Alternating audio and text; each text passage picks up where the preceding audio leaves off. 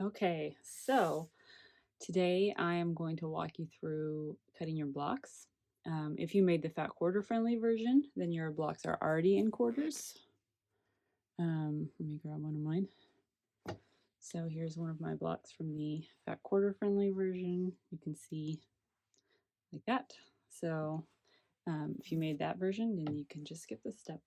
I know you're probably thinking, this is super scary. What did I get myself into? But I promise it's not that scary. And I'm going to show you a little bit of a shortcut and a little bit of not as well, a way to ease your anxiety about trimming this block. So first, this is not how I do my blocks, but you can do it that way, which is that if you want to mark your where you're going to cut before you cut it, this is a harrow marker. So if you wanted to do it this way, you could just, if you see, like if I mark like this, see how I don't know if you can see, there's a line on there. This will leave a mark where you're going to cut in advance to make sure, if you want to make sure that, you know, that you're cut in the right place before you actually do any cutting. So I will mark my first one and then I will do another one without marking. I don't bother marking because whatever, I have no anxiety about cutting this block. First, I'm going to turn my ruler right side around. So you might notice this ruler is not as big as my block. Not only is it not as wide, it's actually not as long. So this is a 24.5-inch ruler and a 25-inch quilt block, but it doesn't really matter. So you don't need a giant ruler to do this. So what I'm going to do is I already made sure that my block was the right size. And even if it's not, you can do this, but it might create some problems when you sew your sashing on. But one thing you can do is I'm gonna use this inner square as my guide for cutting, and make sure that your block is really like flat. You don't want it to be, you want it to be really flat and not distorted in any way on your cutting mat before you do this. So my inner block here, it was 9 inches before, and now it is 8.5 inches. So I'm going to use it as a guide when I'm cutting. So I have this ruler, and half of 8.5 is 4 1/4. So I'm going to go to the 4 1/4 mark on my ruler, which is this weird, I don't like how they do that. The halfway mark on this ruler is a white line, which makes it kind of hard to see. So in addition to lining up that 4 1/4 mark with this seam right here, I can also line up all of these horizontal seams with the horizontal hash marks on my block to make sure that everything is nice and square, and just makes you feel a little bit better about it. So before I cut, I'm going to go ahead and mark where I'm going to cut. Okay. And then I'm going to actually go stand on the side of my other side of my cutting table, and I'm going to do the same thing. Oops. Just ignore how messy it is in here. It's just a state of how things go in this room. 4 1/4 here, and marking it first helps you, because after I mark this, I'm going to look at this block and think, does it look like I cut it into quarters? Because if I accidentally mismeasured, then it won't, if I was a 1/4 inch off or something when I was lining things up. So it looks really, I don't know if you can see, got a really good, quartered look going here. And one thing about this pattern is because of the way that it is constructed, it's not like when I'm sewing blocks together. Let me get two different ones from here. When I'm sewing the blocks together, they're not going to ever be sewn together so that everything has to line up perfectly. There will always be some of the fabric desashing in between them. So if they don't line up perfectly, it will not be as noticeable. So you, of course, want it to be as close as you can get it. But if it's not perfect, that does help give you a little bit of wiggle room when you are putting your quilt top together. So, I mean, obviously this ruler isn't quite as long as my block, so when I cut it, I'm going to get to a point at the end where I just kind of have to pretend like my ruler extends. If it were more than a half an inch, I would probably do something else, but it's only half an inch, so I'm pretty sure. And this block is exactly the same size as my cutting mat, so I have it lined up with the edge. I'm just double checking everything, making sure I have it lined up with my line that I marked, 4 1/4. So I like when I'm cutting something long like this, I like to walk my hand up the ruler. And another thing you can do if you don't have a way to mark is that you could actually fold it in half and press it with an iron to mark a line, but that seems like more trouble than it's worth for this particular block. Sorry. So messy. Oh, it's messy in here. Okay. Same thing here, 4 1/4. And your ruler may only be 24 inches if you have a long ruler like this. A lot of the, like the OmniGrid one's 24 inches. So what I would do in that case is get a small ruler. Oh, good, you can see it. And line it up here.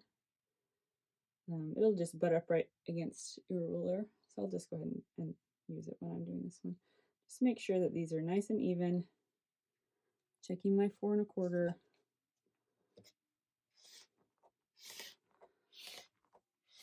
I'm gonna lean way over here and just make sure nothing slips. So I've got it cut into quarters here. Oh, I had one thread that didn't cut down here at the bottom. Let's just cut that. So now I have 4 blocks. I like this method for this pattern, and it's the reason why, well, it is faster than making each of the quarters on their own.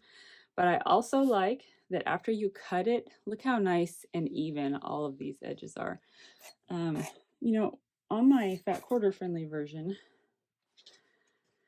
they are also even, but not quite as even as that. See those? I like how crisp that is. I feel like it works out nicely for the quilt. So even though cutting these is a little bit of a pain, you know, if you're making the lap size, there's only 7 of them. It's not going to take you very long. So once again, I'm just going to smooth everything out. I'm not stretching anything. I'm just smoothing it. Got little threads all over the place. And I'm making sure that it's all on my cutting mat. If you have a smaller cutting mat, probably is easier to mark first, and then you could mark the line, cut a section, and then move the block, and then cut the next section. That would probably be easier. So I'm going to cut this one without marking, which is how I normally do this. I haven't made a mistake cutting blocks for this particular quilt before, but I have for another quilt. And, you know, it's a bummer, but just make a new block. Okay.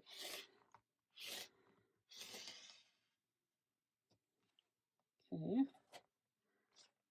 And if you don't have room to walk onto the side of your cutting mat here, it does help to not have to move the block, but you could, well, I'll show you on the next one. I'm lining everything up, 4 1/4, right there, making sure everything looks like these squares are all the same size, making sure that these horizontal lines are mostly straight. They're not perfect. Neither are mine. Making sure I don't drift at all. Okay, I'll show you one more. And I am making these in advance, like it's in the quilt along when I'm at this step, it's the end of week 2. So if you have to set it aside and store it, definitely is easier to cut it and store smaller blocks than to have to store these big blocks.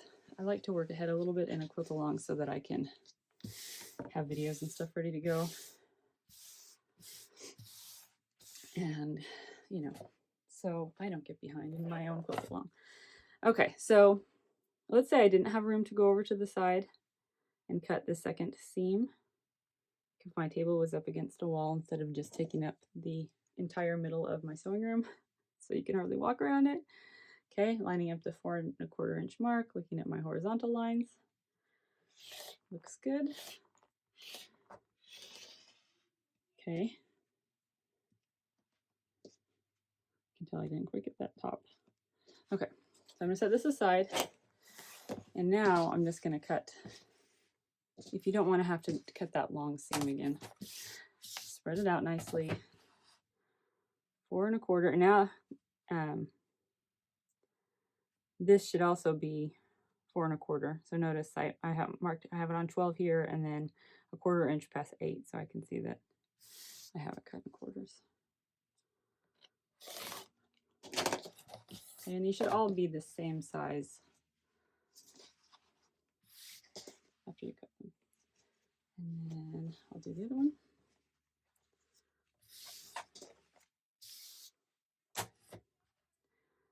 So the next scary thing that we're going to do is probably the scariest part for people, is cutting their quilt top. And if you are working ahead and you're already at that point, I will do a video of me cutting my quilt top. And I will make sure that my cutting table does not look like this when I do it. And if you are already wanting to get started on that, I'll go ahead and show you one more block. If you're wanting to get started, when I did my Tessa quilt along last year, I did a video of me trimming that quilt top, and it is in my YouTube channel. And it's not exactly the same, but it's the same type of thing. So if you want to go ahead and get started on that, you can watch that video. Okay. 4 1/4. Everything's nice and smooth. If you watched the video of me picking the fabrics for this quilt, I talked about how I love this purple shade. I actually didn't have this fabric, and I bought it after I made that video because it's from the same collection as the backing fabric, and I just really liked it. So it's here. Even though I have giant shelves full of fabric, I felt like I needed another one. That I also added one other one from the collection for the backing fabric. It's a green. It's got like ferns. It's this print. It's in the middle of a different block. Okay. So yeah, it's not a bad idea to do, oh, sorry. Got too many things going on in this room.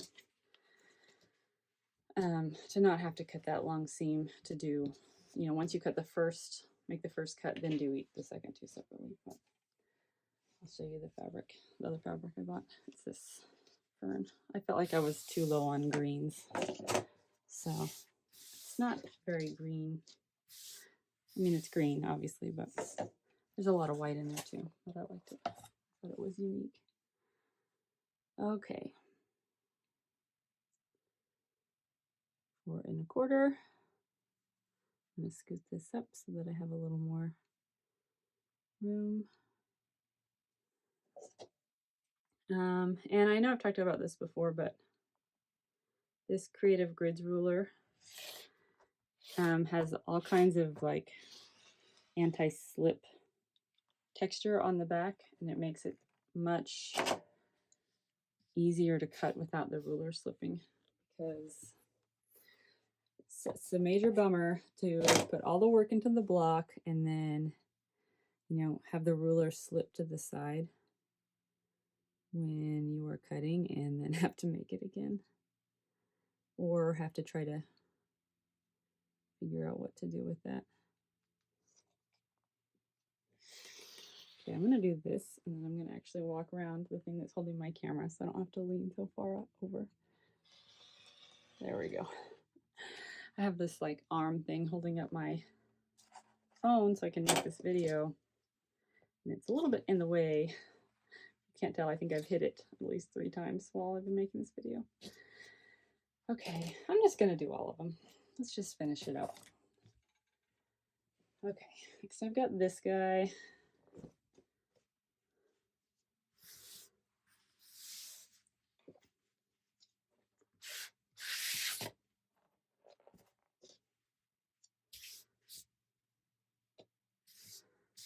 Okay. Oh, my ruler's upside down. Okay, 4 1/4.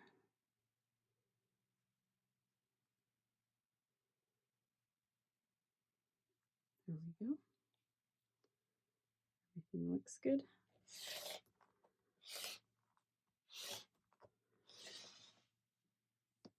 Okay. Do these ones.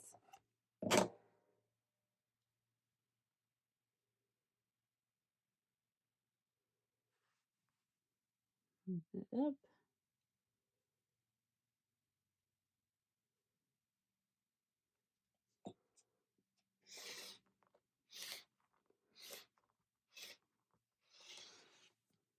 Okay. I think I am down to 1 block. Maybe there's 2 over there. I wasn't counting.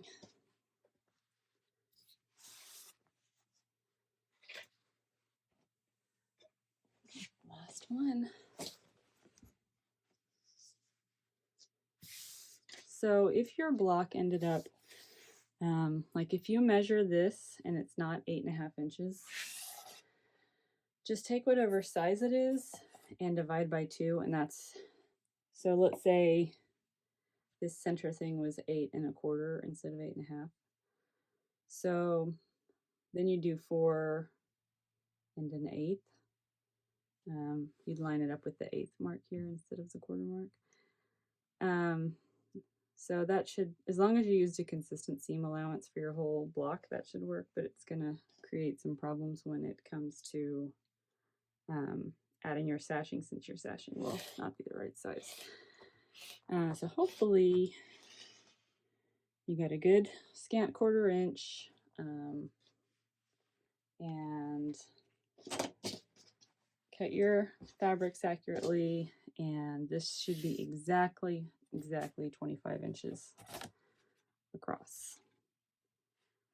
I know that sometimes is tricky. Oh, make sure I'm measuring in the right place.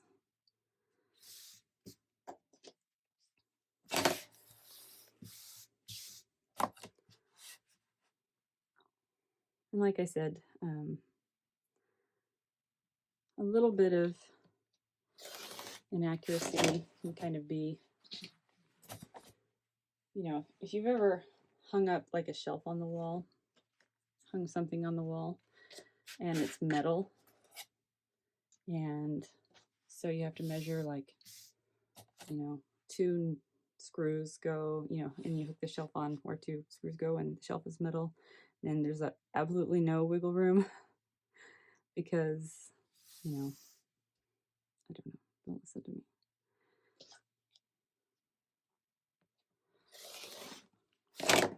All right, we're done.